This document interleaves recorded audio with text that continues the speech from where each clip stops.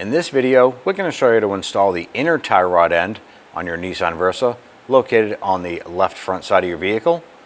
Process for the right front is the same.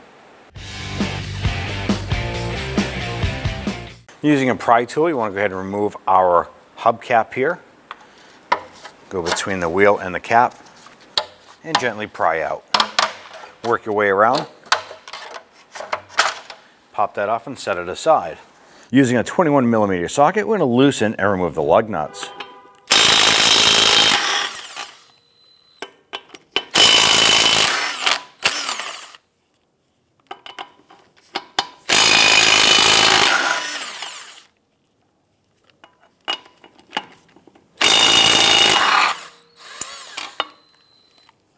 Once you have the lug nuts removed, remove the wheel and set it aside. Now with the wheel turned all the way to the right hand side, giving us better access to the back side here, we're going to use a 14mm socket. Go ahead and loosen this nut here on the outer tie rod end nut.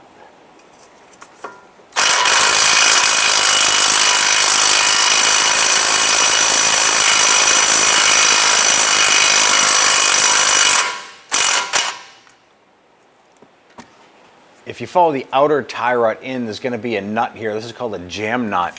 I'm going to use a pair of pliers on this here. We want to go ahead and loosen this.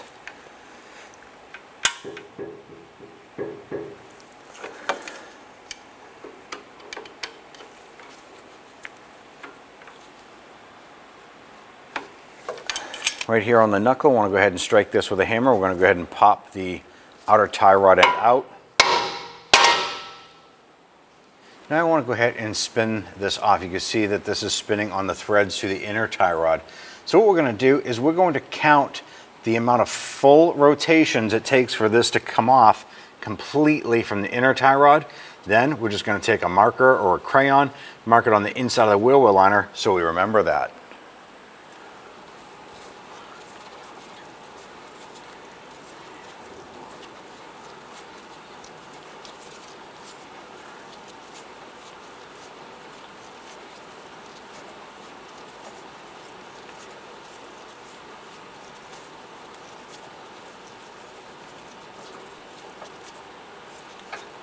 There's 20 turns, just like my crayon, and I'm going to put 20 up inside there.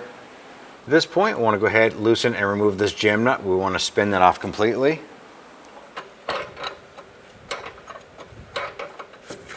Sometimes these will spin right off. You might have a little bit of corrosion on there. There we go.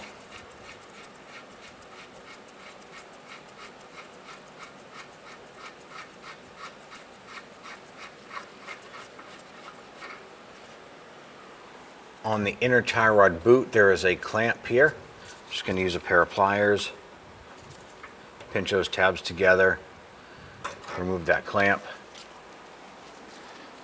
With that clamp removed, we just want to grab this boot. We're not going to tear it or damage it, but we do want to go ahead and break it free from the inner tie rod. Making sure that is loose, because we do want to go ahead and slide this off eventually. I'm just using a pick to go in underneath. Rotating around.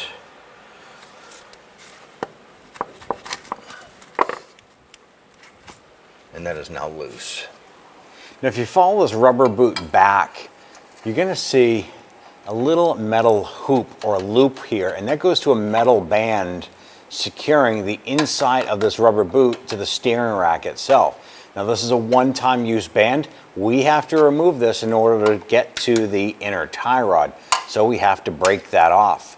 What we're going to do, we're going to use a long chisel punch, maybe even a long flathead screwdriver, put it right in that notch there and give it a few bonks with the hammer and just pop that off. That's going to allow us to pull this boot off of the inner tie rod. Now on our pry tool here, we have a notch in the middle of it that fits right onto that little hoop. Go ahead and pop that right off. You can come up from the back side. Wiggle it off the rest of the way.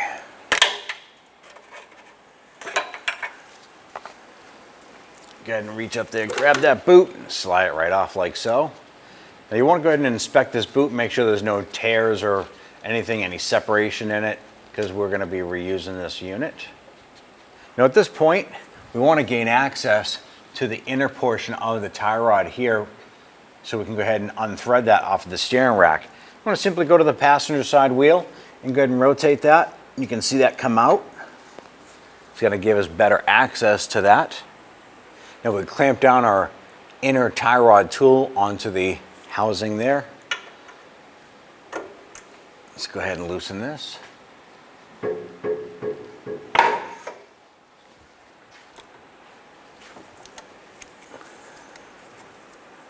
That is broken free. We can go ahead and remove the tool, and then we'll thread that off.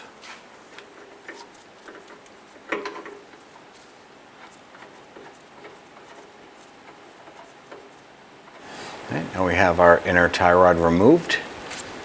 Go ahead and remove our tool here. Go ahead and take your new inner tie rod. We're going to thread this into place.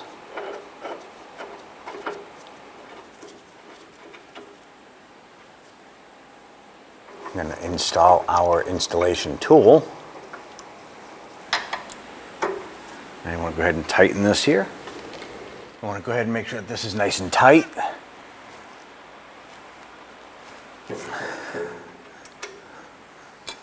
Let's go ahead and remove the install tool.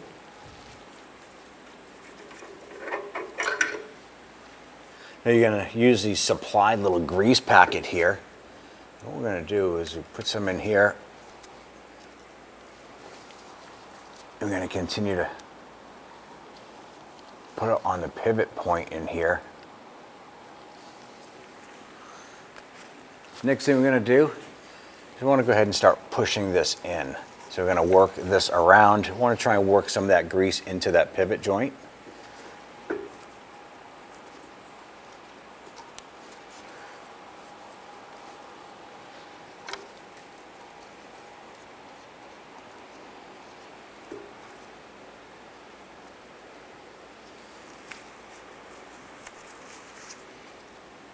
Straighten that out. Now on the inside here, you want to go ahead and reach in there and remove that metal band that we had popped off. Discard that. Now we're ready to go ahead and install our boot. Now what we're going to do is we're going to be replacing that metal band with a tie strap here. So what we're going to do is create that loop. I'm going to kind of pop this on here, and we're going to feed this in and push that boot onto the steering rack. Now at this point here, that boot, you have to stretch it really, really far. Earlier we had cranked on that steering wheel, or the wheel on the other side. We're going to do that to bring that inner tie rod back into position. That's going to allow us for some flexibility on this boot. Slide that boot onto the rack, and then we're going to use that tie strap to secure that onto the rack. So the boot is fully seated inside. Let's work that strap into position. So I am maneuvering this from underneath as well as on the front side that you can see to get that in there.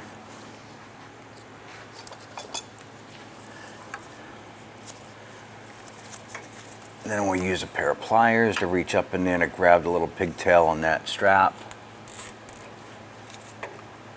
Go ahead and tighten that on there.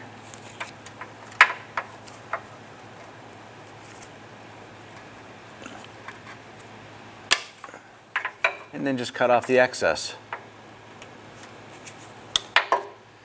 So the boot is installed.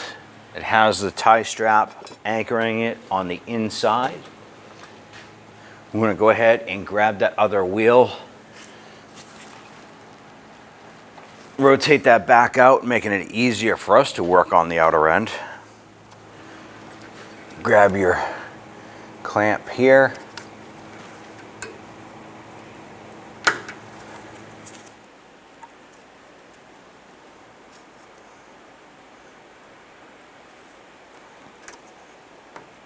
go.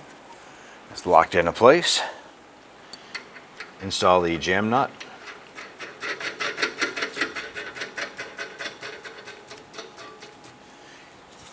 Thread the outer tie rod on, the same amount of rotations it took to remove it, which was 20.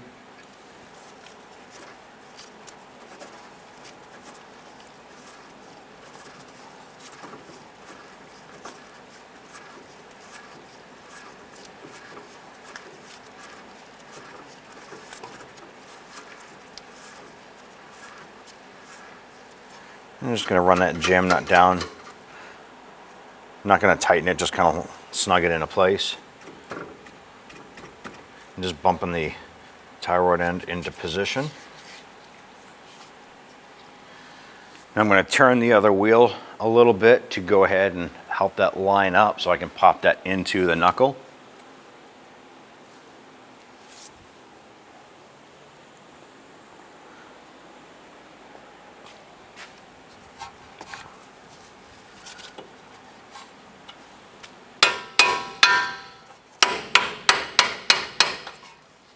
Install the castle nut on the top.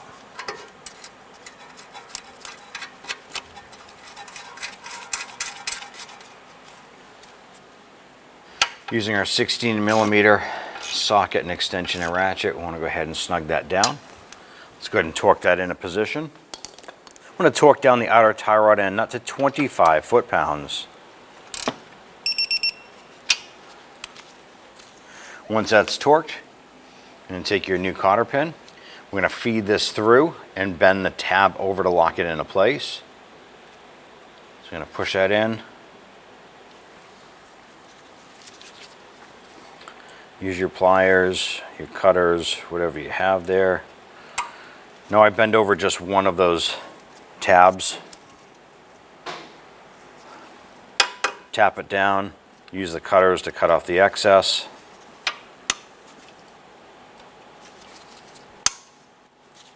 That is now secured. Using an 18mm wrench, we're going to go ahead and tighten down our jam nut here. And what this is going to do is it's going to lock these two components together, and it'll keep that alignment spec set. And make sure that's nice and tight. Now what I like to do is like to make sure that our outer tie rod is level. You can see that it's tight up on one side and gapped at the front. So simple, just grab a pair of pliers. You can grab this here and just rotate it so it's more level. We're good there. We're going to straighten this out and we'll get our wheel installed. Now that we've completed this job and you get your wheel on, you want to go ahead and bring this vehicle down and get an alignment performed that's going to help prevent abnormal tire wear down the road. Let's go ahead and install your wheel.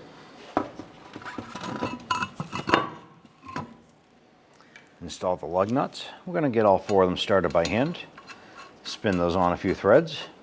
By doing this here and not just zipping them on with the impact gun will prevent cross-threading of the threads. With all four of them started, let's go ahead and snug them down.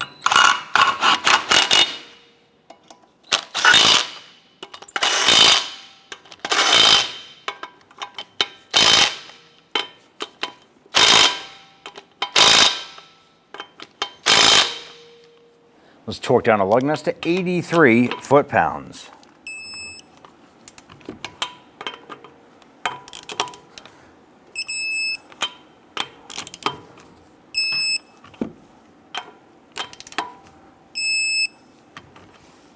Now, if you're installing your center cap or hub cap here, you want to go ahead and go around the perimeter and locate the notch for the valve stem. Locate the valve stem on the wheel. Line that up first. Once that's lined up, go ahead and gently work your way around the perimeter, locking this on.